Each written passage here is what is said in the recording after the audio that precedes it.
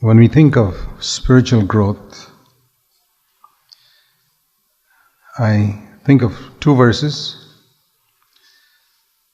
1 Corinthians chapter 9.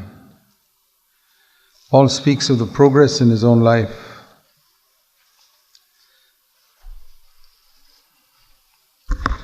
In verse 24, don't you know that those who run in a race all run, but only one receives the prize? You must run in such a way that you may win. So there are two things I want you to notice here. One is Paul is speaking to one of the worst group of Christians that lived in the first century. The Corinthian church was the worst church. You know what all they had in their midst? There were people in that church taking each other to court. There were a whole lot of people in the meetings getting up and screaming away in tongues, trying to impress people, all fake. And there was a man living in sexual sin with his stepmother, and nobody was doing anything about it. And when they came for breaking of bread, they would have their potluck, they would bring their lunch with them, and they wouldn't share it with the poor. Have you ever seen a church like that? I mean, I've seen some bad churches, but not something like this.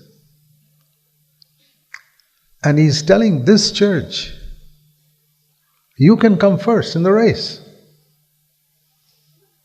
Isn't there hope for every one of us then? Are you as bad as what I just said? You're not as bad. And he said, you can run in such a way that you win the first prize. I mean, you would think that such a church, there's no hope. Forget it. There's no hope for you fellas. He says, no, there is.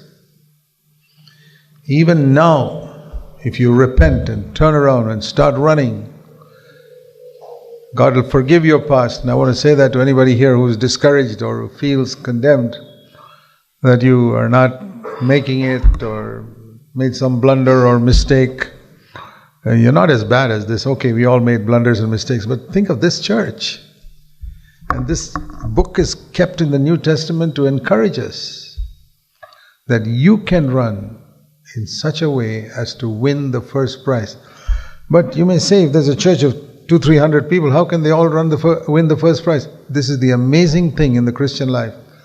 In the worldly races, one person wins. That's what it says here. Only one receives the prize. But you, all of you, can run in such a way as to win. That means you can all come first. It's an illustration. But he says, if you want to do that, you got to be a little self-controlled or disciplined. It says in verse 25, everyone who wants this first prize exercises self-control. That means self-control is when self wants to go forward, you put the brakes. Or like when a horse is trying to go off in some other direction, you pull the bridle. There are some wild horses, before they are caught, who are very fast, but they will never win a race in a horse race. They'll never win a race in a horse race, even though they're very fast, because they are not disciplined to obey the one who's sitting on top of them, the jockey. And then another horse who's not so fast wins the first prize because it just obeys the jockey. And the jockey pulls the bridle this side, the horse goes this side, and the jockey kicks the horse with his leg, that runs faster. So he says, you must be disciplined if you want to win the first prize. Discipline in our life is the thing that most Christians need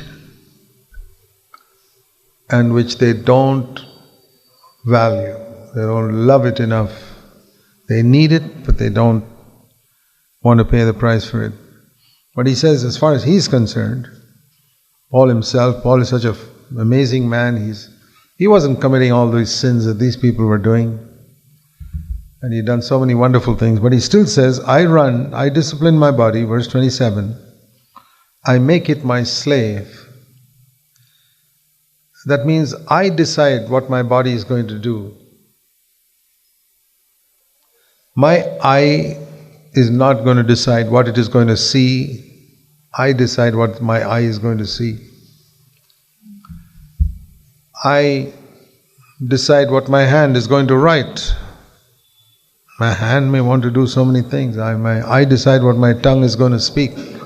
That's the meaning of I make my body my slave. Now, generally speaking, in the world, most people are slaves of their body. Whatever the body desires, if it's some dirty lust, they go for that. Even in eating and drinking, there can be a very indisciplined way of doing it. I'm not talking about physical health alone. It's good to be disciplined in the area of physical health, but he's talking about a spiritual thing here. That I discipline my body not just to keep myself fit, but that I don't look at things which I shouldn't be looking at. I hold back there. That I shouldn't say things I shouldn't be saying. I hold back there. That means I pull that horse, that wild horse, and discipline myself, and then I'll win the prize. Otherwise, Paul says, I can be a great apostle, verse 27, but I can be disqualified. So that's one thing. And the second thing I want to show you is in Philippians 3, where he again speaks about the spiritual progress we heard of, from one stage to another, to another, to another. Never stopping but continuing. Paul says in Philippians 3,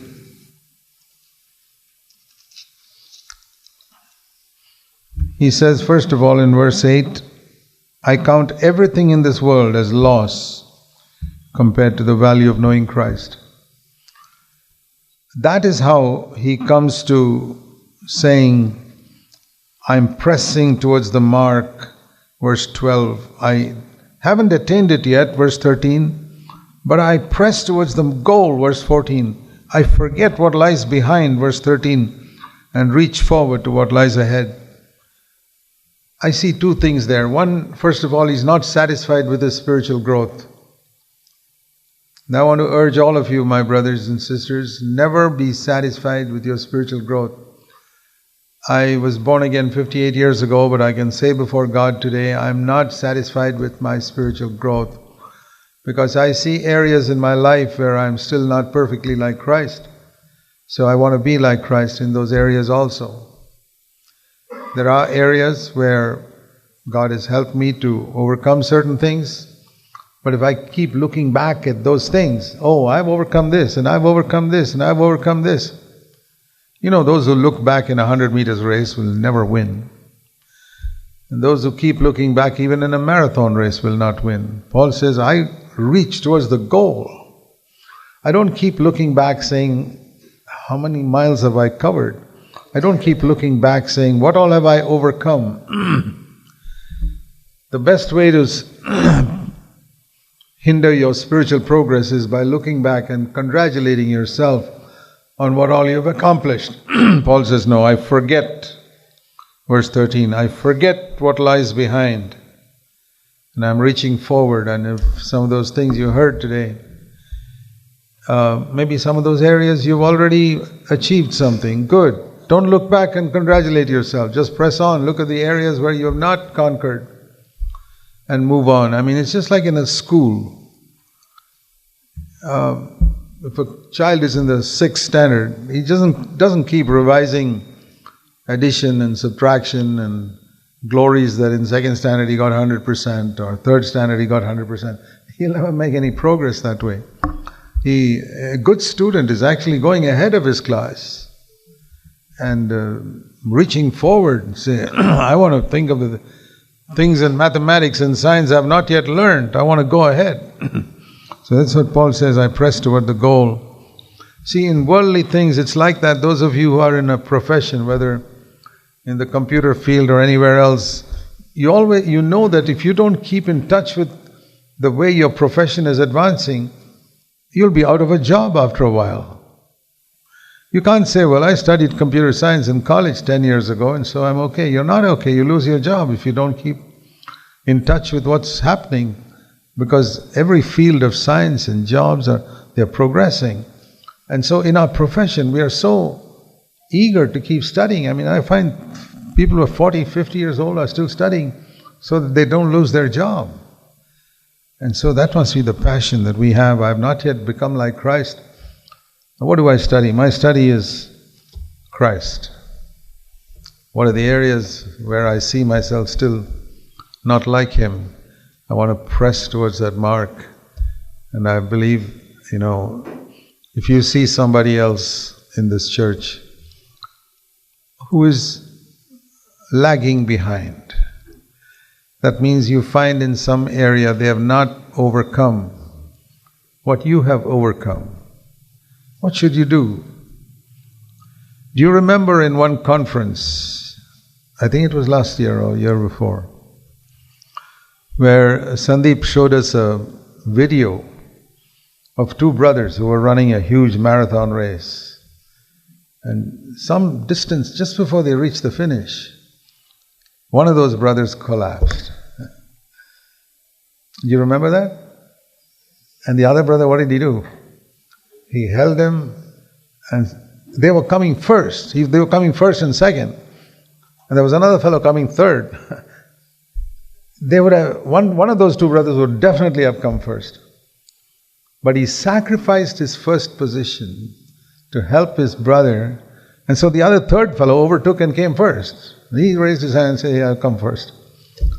But to me, the most wonderful picture there was not the guy who came first. It was this person who helped his brother and struggled along, and when he came to the finishing line, you know what he did? He pushed his brother forward so his brother would come second, and not he himself. Boy, it's a fantastic testimony of a true Christianity. And that's what we're supposed to do in a church. If you find some person with a weakness or a spiritual handicap or problem, or is defeated in some area, what should you do? Just leave him behind and run ahead and come first? Imagine that worldly person. I don't even think that guy was a Christian. But he said, this is my brother. I mean, I don't think he would have done it if it was some other person. But this was his brother. And that's how we got to look at the brothers and sisters in our church. This is my brother, this is my sister, and they're lagging behind, they're failing somewhere. What shall I do? Let me encourage them. To hold them is to encourage them, give a word of encouragement and say, come on, don't give up. Let's press on. Don't give up. We can still complete the race. Let's be like that, and we will be a church that pleases the Lord. Amen.